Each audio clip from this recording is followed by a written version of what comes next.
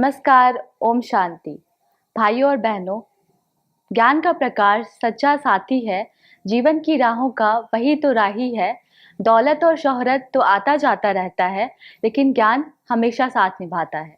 जी हाँ दोस्तों, ज्ञान एक अनमोल खजाना है जो स्वयं भगवान आकर सभी मनुष्य आत्माओं को देते हैं, जिसे पाकर हम जीवन जीने का सही तरीका सीख जाते हैं। ज्ञान हमें सशक्त बनाती है, हर परिस्थिति में शांत रहना सिखाती है। तो आइए इसी ज्ञान पे बातचीत करते हैं अव्यक्त मुरली के महावाक्यों द्वारा दीदी जी से। हमेशा की तरह हमारे मध्य हैं प्रजापिता ब्रह्मा कुमारी ईश्वरीय विश्वविद्यालय की वरिष्ठ राजयोगिनी शिक्षिका आदरणीय रानी दीदी जी। दीदी जी, आपका हमारे प्रोग्राम ज्ञान गंगा में बहुत बहुत स्वागत है। दीदी जी, अव्यक्त मुरली के कुछ महावाक्यों को हम आपसे डिटेल में समझना चाहेंगे। दीदी जी, 21/1/1971 की वाणी है। परमात्मा कहते हैं, अतीन्द्रिय सुख का अनुभव होने से क्या होता है? अतीन्द्रिय सुख मिलने से जो इंद्रियों का सुख का आकर्षण है वह समाप्त हो जाता है।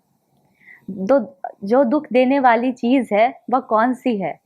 इंद्रियों का आकर्षण, संबंध का आकर्षण व कोई भी कर्मेंद्रियों के वश होने से अतीन्द्रिय सुख व हर्ष दिलाने में बंधन डालते हैं। दीदी जी, हम यह जानना चाहेंगे अतीन्द्रिय सुख क्या है? अतीन्द्रिय सुख का तो गायन है।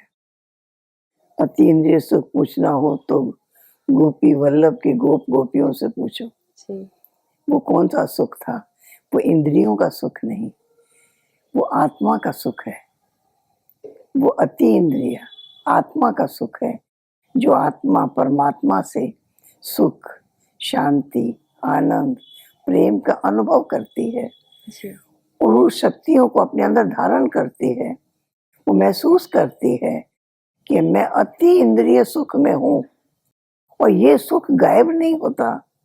जो ये सुख प्राप्त करते हैं उनके पास ये सुख सदा रहता है, इसलिए वो संतुष्ट रहते हैं, सदा प्रसन्न रहते हैं, वो सदा गुणों से युक्त रहते हैं और उनका वाइब्रेशन चारों तरफ फैलता है।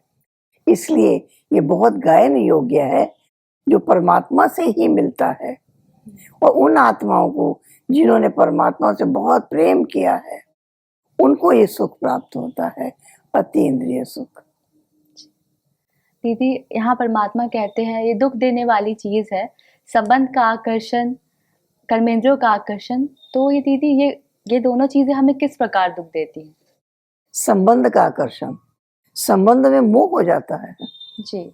अगर किसी बच्चे को कोई तकलीफ हो गई, कोई बीमारी लग गई, माँ दुखी होती है। किसी रिश्तेदार को कोई ऐसा कष्ट हो गया, कोई एक्सीडेंट हो गया, कोई चोट लग गई, बहुत दुखी होती है। दुख कौन देता है? मोह। जी। ऐसे तो कुछ तकलीफ आई तो डॉक्टर से इलाज कराया, ठीक हो जाएगी। एक शुभ भावना है, ठीक हो जाएंगे, ठीक हो जाएंगे। लेकिन मोह रुलाता है, दुखी करता है। इसलिए मोह का बंधन कड़ा बंधन है। भगवान आते हैं, कहते हैं, नष्टो मोहा स्मृति लब्ध हो जाओ। मेरा तो एक बाबा, दूसरा नहीं कोई। इस स्थिति में स्थित हो जाओ। तो ये अति इंद्रिय सुख की अनुभूति है।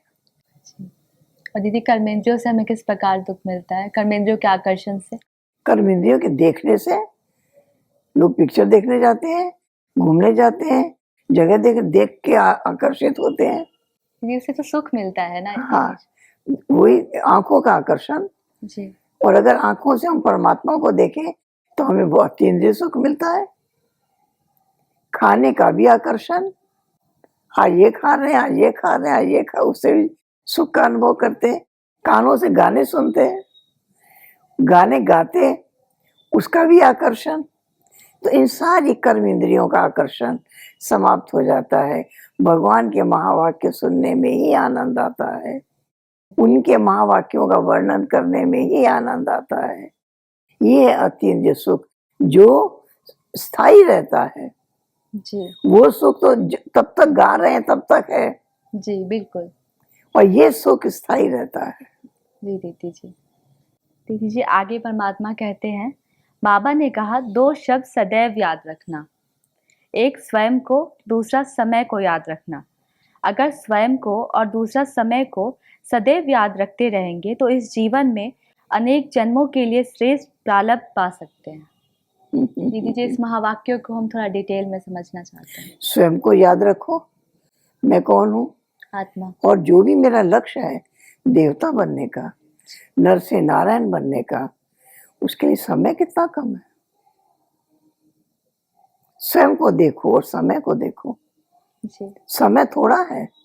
मुझे जो पुरुषार्थ करना है, आज नहीं, अभी नहीं तो कभी नहीं, जो करना है मुझे अभी करना है, जो करना है मुझे आज करना है, मुझे हमेशा प्रेजेंट में रहना है।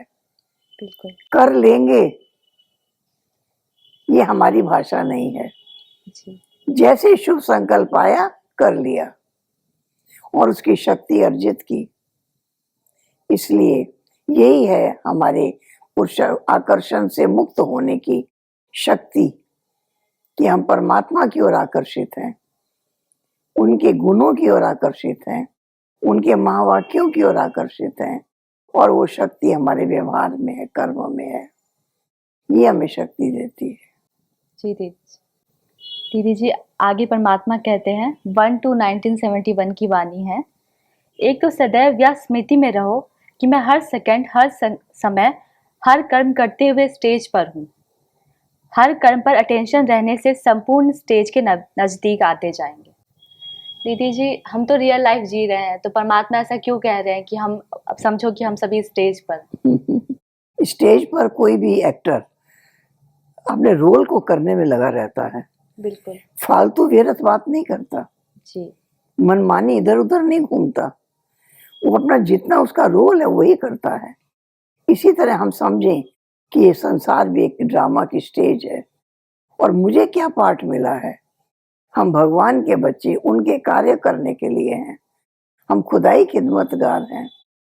हम उनके ईश्वरी श्रीमत के अनुसार कर्म करने वाले हैं। अनेक आत्माओं को पावन बनाने की सेवा करने वाले हैं। अनेक आत्माओं को परमात्मा से मिलाने का काम करने वाले हैं। तो अपने आप को जाने और अपने कर्तव्य को जाने और समय को जाने।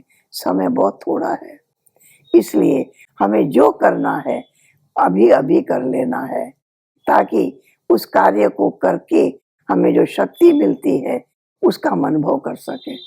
जी दीदी जी, आगे परमात्मा कहते हैं 3-6-1971 की वाणी है, निरंतर कर्म करते हुए भी सहज योग युक्त बनने के लिए सदैव कमल आसन अर्थात अपनी स्थिति कमल पुष्प के समान रखो।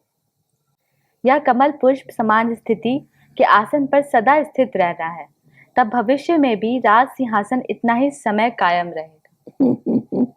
ये इसका अर्थ जानना चाहूंगी।